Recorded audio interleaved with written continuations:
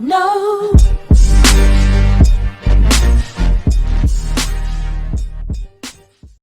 Hi, I am Aman Kazi. In this video we'll learn how to get started with Git. If you find this video informative, don't forget to subscribe to our channel and click the bell icon so you don't miss out any videos. When starting with Git, there are a bunch of concepts that we need to learn to understand how things are organized and how our files are tracked. Over the next few videos, we'll introduce some of the main Git concepts.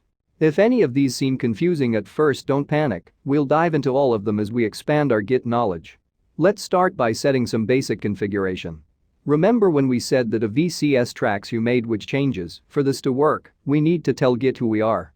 We can do this by using the git config command and then setting the values of user.email and user.name to our email and our name like this.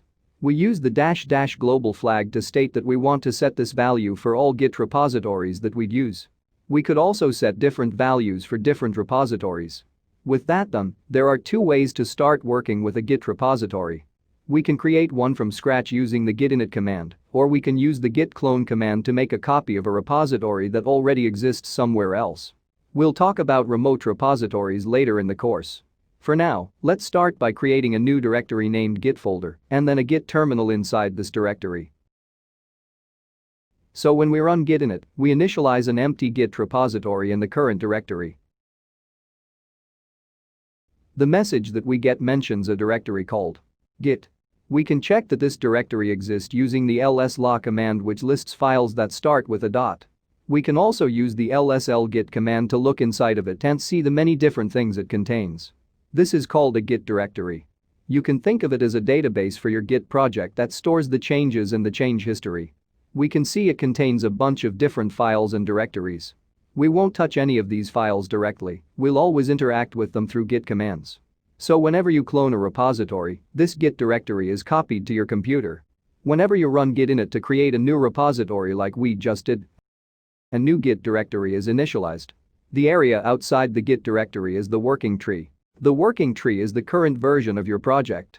You can think of it like a workbench or a sandbox where you perform all the modification you want to your file. This working tree will contain all the files that are currently tracked by Git and any new files that we haven't yet added to the list of track files. Right now our working tree is empty. Let's change that by creating a new file named script.py. We now have file and a working tree, but it's currently untracked by Git. To make Git track our file, we'll add it to the project using the git add command, passing the file that we want as a parameter. With that, we've added our file to the staging area. The staging area, which is also known as the index, is a file maintained by Git that contains all of the information about what files and changes are going to go into your next command. We can use the Git Status Command to get some information about the current working tree and pending changes.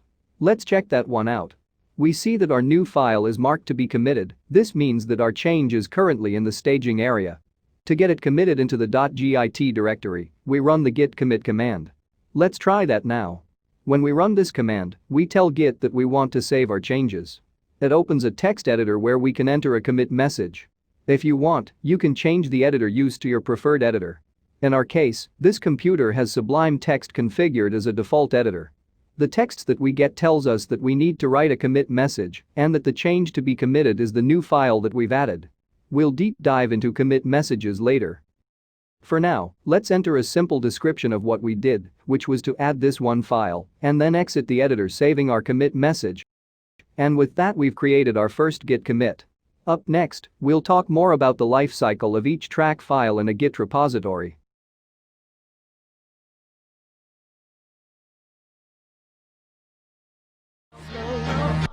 No.